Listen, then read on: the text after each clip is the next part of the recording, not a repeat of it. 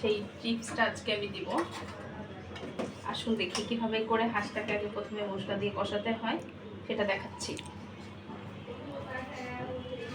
প্রথমে এলাচ, তেজপাতা, দারচিনি আর হচ্ছে কয়েকটা জৈত্রিক দিলাম। তারপরে হচ্ছে আমি ধনিয়ার গুঁড়া দিলাম 2 চামচ। ধনিয়ার গুঁড়াটা আসলে আমার বেশি দিতেই ভালো লাগে, একটু বেশি করে দিলাম। তারপরে হচ্ছে হলুদের গুঁড়া 1.5 চামচের মতো দিব, বেশি দিব না, কারণ হলুদের গুঁড়াটা বেশি দিতে হয় না, গন্ধ আসে। তারপর হচ্ছে মরিচের গুঁড়া 1 চামচ, 2 চামচ। আমি যেহেতু আজকে হাঁসটা আলু দিয়ে রান্না করব, ভুনা ভুনাই করবো, তাহলে একটু মরিচের গুঁড়াটা বেশি দিচ্ছি। আর আমি এমনিতে ঝাল বেশি খাই, এরকম রেকর্ড আছে আমার। এখন দেব হচ্ছে লবণ।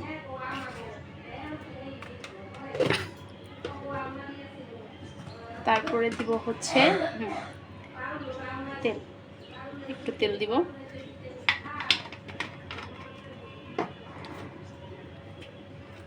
আর হচ্ছে আদা রসুন, আপনি অনেক বেশি করে আদা রসুন দিতে হয়, আমি মেপে দিচ্ছি না, মোটামুটি 1 কাপের কাছাকাছি তো হবেই। আদা রসুন বেশি করে দিতে হয় আপনার হাঁসের মাংসে, নয়তো গন্ধ আসে। তারপরে দেবো হচ্ছে পেঁয়াজ দিলাম।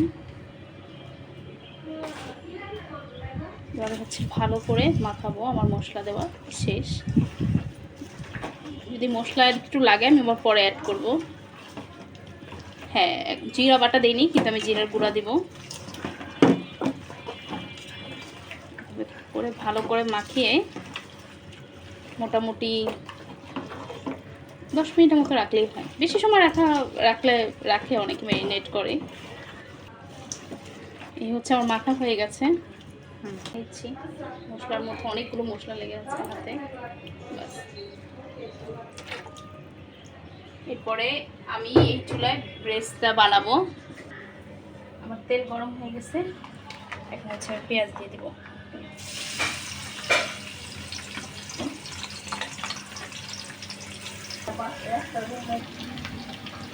যে পেঁয়াজটা বেরেস্তা হয়ে গেছে, এখন আমি এটার মধ্যে হাঁসটা ঢেলে দেব।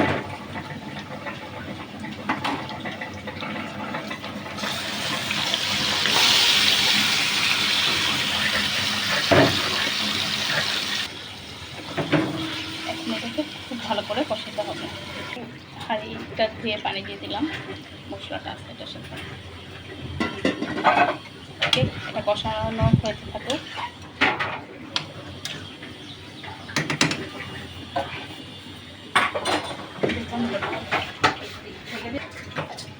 পরে কষাবো, এই জন্য একটু ঢেকে দিলাম। কষানো হচ্ছে, আর একটু কষবে, তারপরে আমরা আলু দিব।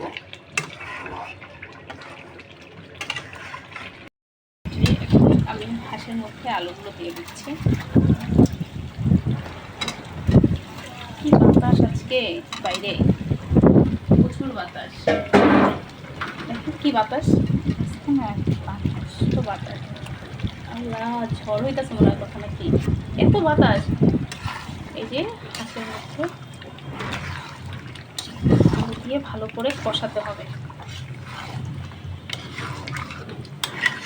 আমি হাঁসের মধ্যে এত তাড়াতাড়ি আলুটা দিলাম কেন, এই হাঁসটা অনেক বাড়তি না, একটু কম একটু বাচ্চাটে, বেশি বাচ্চা না, বাট আমার কাছে মনে হচ্ছে যে পরে দিলে পরে হাঁসের মাংস বেশি সিদ্ধ হয়ে গেলে না মজা লাগে না।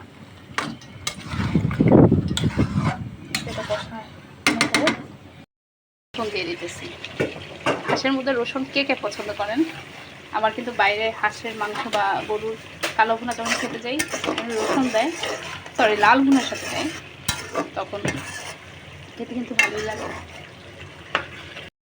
হাঁসের তরকারিটা কষানো হয়ে গেছে, এখন এই পর্যায়ে আমি গরম পানি দিব এটার মধ্যে। তরকারিটা কিন্তু খুব স্বাদ হয়, কাঁচা পানিটা হচ্ছে গরম পানিটা দিলে। যেহেতু এটা একটু ভুনা ভুনা রাখবো, বেশি পানি দিব না, আলু সিদ্ধ হওয়ার জন্য। মাংসটা কিন্তু সিদ্ধ হয়ে গেছে। এই যে আমার মেয়েও রান্না করে চলে আসছে। যাই হোক, লাস্টে আমি হচ্ছে ভাজার জিরা গুঁড়া দিয়ে দিলাম। আমার রান্না শেষ। হচ্ছে আমার শাক রান্না কমপ্লিট। হ্যাঁ, ও দেখে আমার মেয়ে আম নিয়ে আসছে, আমাকে দেখাচ্ছে।